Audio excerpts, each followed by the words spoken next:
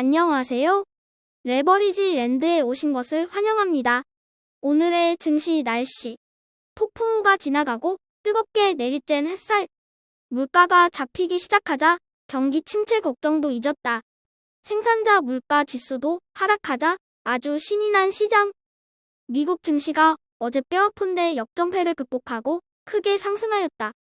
소비자 물가 지수에 이어 생산자 물가 지수까지 완연하게 꺾이는 모습에 시장은 환호했다. 더더군다나 기업 실적 악화 우려를 불안해하던 투자자들은 소비자 물가에서 생산자 물가를 뺀 수치가 역대급으로 치솟음에 따라 기업들의 마진도 확대될 것으로 기대하고 있다. 이와 함께 신규 실업수당 청구 건수도 시장 예상치를 상회하며 고용도 꺾이기 시작하는 모습을 보임에 따라 패드와치의 5월 금리 인상 확률은 60%대까지 내려오며 위험 자산 투자 심리도 다소 호전되었다. 다음은 오늘의 주요 증시 전망 소식이다. IMF의 크리스탈리나 게오르기에바 총재는 인플레이션이 둔화하고는 있으나 그 속도가 빠르지는 않다며 근원 물가 지수가 관건이라고 지적했다. 한편 골드만삭스의 수석 이코노미스트인 얀 헤치우스는 은행 위기 위험이 급감한 데다 물가도 완만하게 둔화함에 따라 이제 패드는 물가를 낮추기 위해 침체를 유도할 필요가 없게 됐다고 분석했다. 경기 침체 위험은 약 35%로 여전히 낮다고 분석하며 주식 시장이 앞으로도 좋은 모습을 보일 것으로 예견했다. 한편 대표적인 시장 강세론자인 야데니 리서치의 에드 야데니는 연준의 통화 정책에 대해 대놓고 비판하고 나섰다. 연준이 금리를 너무 가파르게 올림에 따라 금융위기 리스크가 불거졌다며 기준금리를 현재 5% 수준에서 유지시켜야 한다고 강조했다. 3배수 레버리지 ETF가 어제 뼈아픈 대역전 패배를 극복하고 오늘은 한박 웃음을 터뜨렸다. 오늘의 MVP는 대형 말로 홈런을 터뜨리며 길고 긴 슬럼프에서 빠져나온 중소형 바이오테크 라브이다.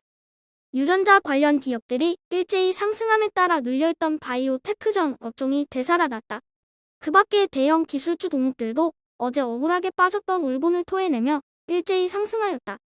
한편 장기 국채 ETF TMF는 여전히 5월에 한 차례 더 금리 인상이 진행될 것으로 예측되는 가운데 그간의 가파른 상승세를 뒤로하고 오늘은 1.75% 하락 마감하며 쉬어갔다. 2배수 레버리지 ETF도 전 종목 초록불이 켜졌다. 오늘은 그동안 철저히 외면받던 바이오와 중국 관련 ETF가 가장 크게 상승하며 그동안의 서름을 달랬다.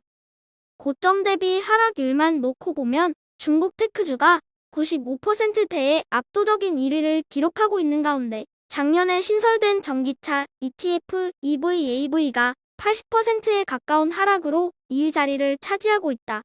진득하게 기다리다 보면 돌고 돌아 차례는 찾아온다. 항상 과하게 빠졌을 때가 기회라는 사실을 우리는 인지해야 한다.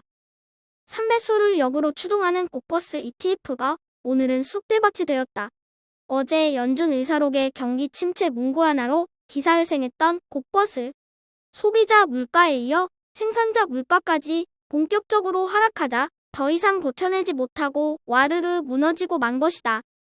고버스가 오늘도 어김없이 조용히 엎드려 있는 바이오를 지근지근 발가대며 괴롭힌다. 갑자기 벌떡 일어나더니 고버스에게 뒷방망이를 크게 날려버리는 바이오. 예상치 못한 바이오의 행동에 놀라 자빠진 고버스가 크게 당황하며 말한다. 갑자기 왜 그래? 아니, 왜 그러세요? 바이오가 말한다.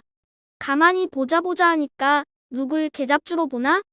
용기를 낸 중국 꼬마가 바이오 뒤에 숨어서 말을 더듬으며 한마디 거든다. 맞아. 우리가 그렇게 만만해.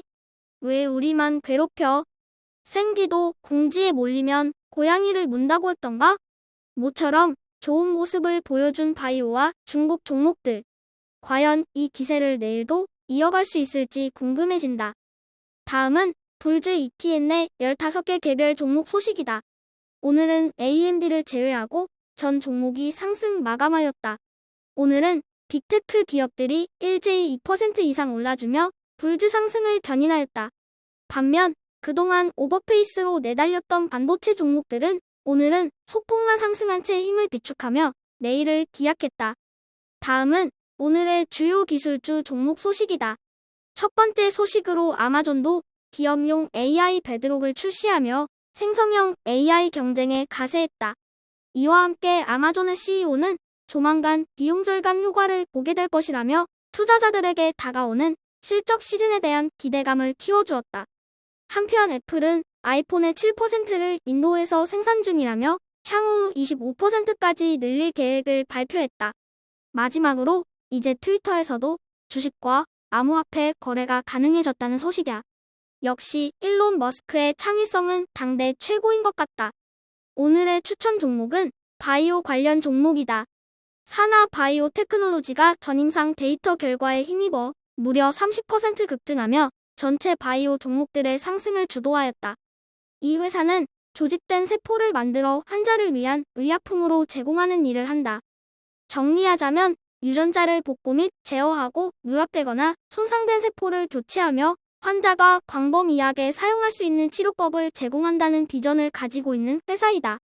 바이오 개별 기업은 개인 투자자가 투자하기엔 너무나 어렵다.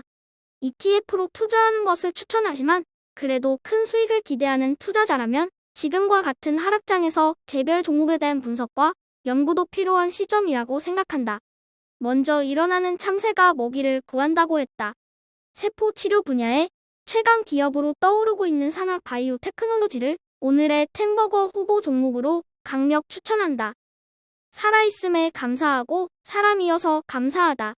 북한에서 태어났으면 인생 쪽날 뻔했는데 50%의 확률로 대한민국에서 태어나게 된 것도 감사하다. 그리고 유튜브를 하게 된 것도 감사하고 무엇보다 여러분을 만날 수 있게 되어서 감사하다. 결국 시간을 인내하는 자가부를 쟁취할 것이라고 믿는다.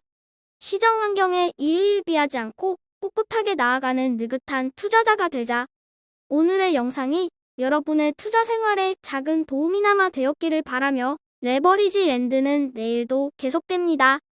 참, 우리 이모가 레버리지 랜드에 다시 출연하고 싶다고 자기도 끼워달라고 자꾸 징징대는데 어떻게 해야 할까요?